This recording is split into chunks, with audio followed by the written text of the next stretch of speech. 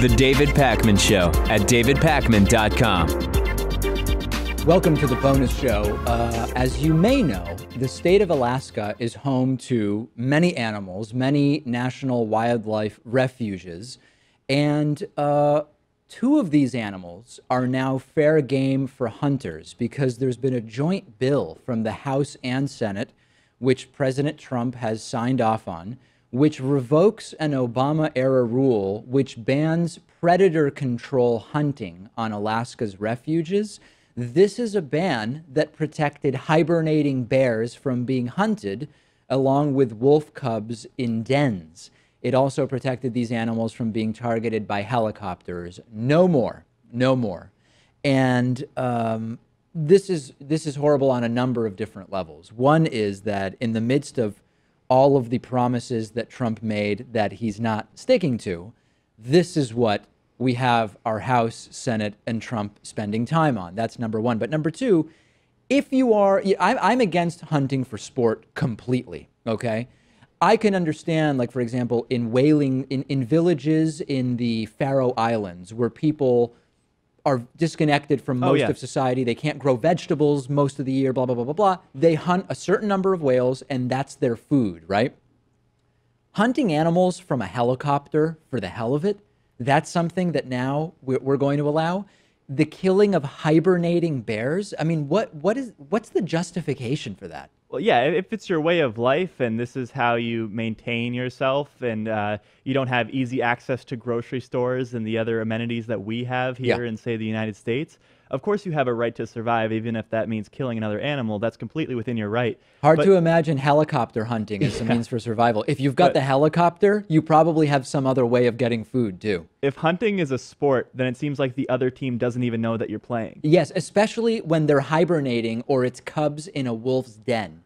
So this is absolutely and totally insane. And of course, the Sarah Palin types are loving it. And, you know, I guess if there is a silver lining, and there is none in the allowing the hunting of hibernating bears, but if there's a silver lining in the fact that this is something that will appeal to some people, it's that the percentage of people in this country who would even do these things is relatively small. Alaska is not a hugely populous state, and of the people that live there, not everybody has an interest in hunting hibernating bears. So, I mean, I'm reaching pretty low here, Pat, but maybe that's the silver lining. And it's not just the hibernating bears. They also want to hunt the deer population, which would grow because one of their predators is removed, and obviously that affects the ecosystem. So that's a big part of it, too. Yep. We know Donald Trump's son, Don Jr., is an avid hunter. So I'm sure maybe he spoke to the president about this. Maybe that's what convinced Trump to go along with this. Could be. Because certainly when the voters went to the polls in 2016, they were not demanding that we start allowing hunting hibernating bears. That was not an issue. This was not a wedge issue during the campaign. So absolutely vile and disgusting. Not vile nor disgusting is that the Pulitzer Prizes yesterday have decided to honor the Washington Post's David Farenthold for his reporting on Donald Trump's presidential campaign. He is the guy who got a hold of the grab 'em by the pussy tapes. And this is a pretty... Wait, is he actually... I'm confused about that now. I don't know that he was the guy. I think he was honored in a list along with others that did that. Because those tapes... Now I forget... I always associate David Korn from Mother Jones as the guy who finds and leaks these tapes. But in any case, David Farenthold has been honored with a Pulitzer Prize. And in addition to that, also the leakers or releasers or whistleblowers about those grab 'em by the pussy tapes have been honored with a Pulitzer Prize. And what's endlessly fascinating to me is that that tape didn't bring Trump down. How on earth was Donald Trump not brought down by the grab 'em by the pussy tapes and the dozen plus women who accused him of sexual harassment? That tells us so much in so many ways about the state of our country. Yeah, and the evangelicals still came out for him in full support, and these are supposed to be the family values type of people. You know, if Donald Trump lost the election, this would be in the history books front and center when it comes to the 2016 presidential campaign, because that would be the thing that, you know, it looked as if his campaign was dwindling and dwindling, and that was the coup de grace, right? Yeah. But because he ended up winning, it's just an asterisk. It's just an afterthought in history now. Had he lost, we would certainly be looking at the dozen-plus sexual assault allegations and the grab him by the pussy tape and the making fun of the disabled reporter. Yeah. And I mean, we could do an hour just listing the different things that we would point to and say he lost, at least in part because of that. And all those events culminated into the final grab him by the pussy tape. Sure. And instead, though, now we're saying he won despite those things somehow. And it's still going to be part of the history books, I would argue, because it's insane that he was even able to win despite all those things. And I'm not suggesting we rehash the analysis of exactly what happened that caused Donald Trump to win. We've done it time and again.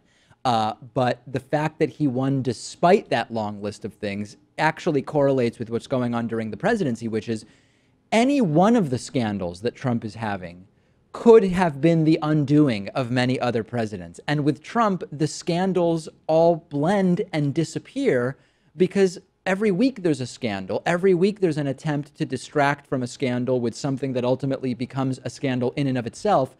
This is a historic presidency in many ways. I don't know how notable it will be in the history books, though, because Really? well, I think the Hillary Clinton Podesta leaks will be much bigger because that plays to the narrative of pointing out a reason as to why she ended up losing. And of course, you can point out to so many other things, but the way I see it is like if it's a close basketball game and, the score is 99-98 and one team misses the final shot that would have allowed them to win, no one focuses on what happened in the first and second quarter. It's all what happened at the very end. Right. The focus is on what the losing team did at the very end to lose versus what the winning team did throughout the game to be in a position to win at the very end of the game. Yeah, and the final thing that happened that was really relevant to the campaigns were for Trump, the grab him by the pussy tapes, and for Hillary, the Podesta leaks. Well, and the Comey letter, right? I mean, the Comey stuff, I think, would be up there. But that's sort of related to the leaks because the leaks and the email, it's all sort of part of the same story. Yeah, but Hillary was Hillary was the one that ended up losing. Yes, you see what I'm saying? And the one that was expected to win, although clearly... And the one that won the popular vote by 3 million votes. That's true. That's true. And by the way, this is sort of an aside, but I still get people saying, David, are you still talking about polls? Remember how wrong the polls were in the 2016 election? And I keep saying to people, the polls weren't wrong. They had Hillary up by 3. Those are national popular vote polls, and she won by 3. Well, she won by 2. But yeah, 2%. Wasn't it 2.8? Oh, was it that? I thought it was like 2.0 percentage points. I thought it was 2.8. I may be speaking. I mean, maybe misspeaking. Even that though is within the margin of error because the margin of error is usually 3.5. She was +3 with a margin of error of plus or minus roughly 3 or 3.5. And that's exactly what happened. 77,000 votes across 3 swing states are what actually swung the electoral vote towards Donald Trump. And then you look at Florida and North Carolina, those were toss-ups. And that's what they turned out to be. Donald Trump won those states by slim margins. Hillary won New Hampshire by a slim margin. That was also another toss-up. And I think you can just really point to the insufficient polling in Michigan, in Pennsylvania, in Wisconsin, because everyone thought that was just in her bag. Yeah, absolutely. So anyway, we learned a lot, needless to say. But so a Pulitzer Prize is being handed out. And I'd rather Trump have lost and not have the Pulitzer Prizers go to some of this great reporting because the reporting wouldn't have been necessary because Trump never stood a chance. Of course, that's not the way history went. Well, see, that's kind of the opposite of what I'm thinking because had he lost, then that would have been a much bigger deal. You see what I'm saying? Oh, I see. That was the point that I was arguing all along. Yeah, yeah. Oh, well. I think in the end, we're more or less on the same page. Yeah. Sometimes we just disagree for the sake of disagreeing. That's true. Yeah. Not this time, though. No. Unless, do we disagree about what type of disagreement this is? I think we can end on an agreement that our disagreement, we're in agreement about our disagreement. Yes. Very good. Well, I don't agree with any of that.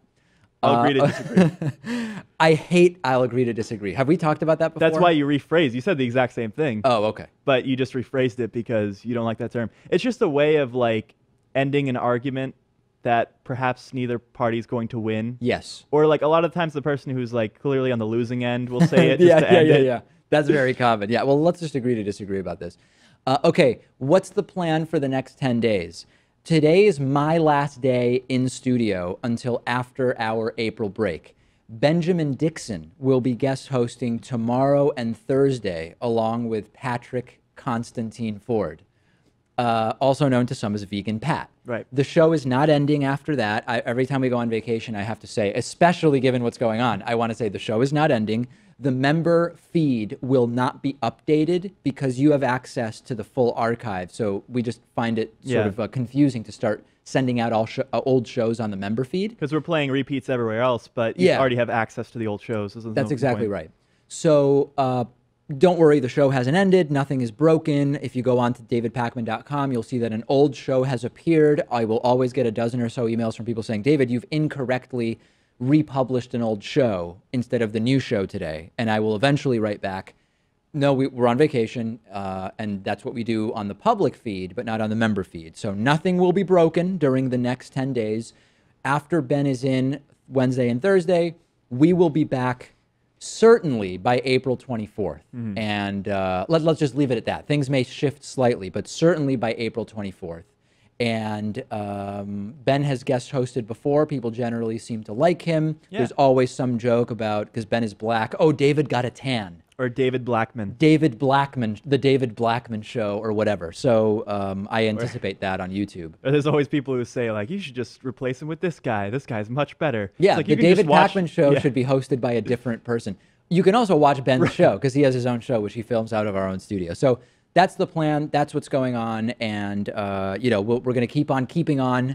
And I hope to have, let's hope that by the time I get back, there's some news, specific news about the YouTube advertiser boycott. Well, that's what I was thinking. Like, in the time that we're off, you know, something major could break about either the YouTube ad boycott or this ongoing Russia scandal. Yeah. And or Syria. Yeah, it's kind of frustrating. Yeah, or Syria. I will stream. I will do a live stream if news breaks during the vacation. All right. That's important. It is important. All right, that's it. I will talk to you soon, and Ben will be here tomorrow and Thursday. The David Pakman Show at davidpakman.com.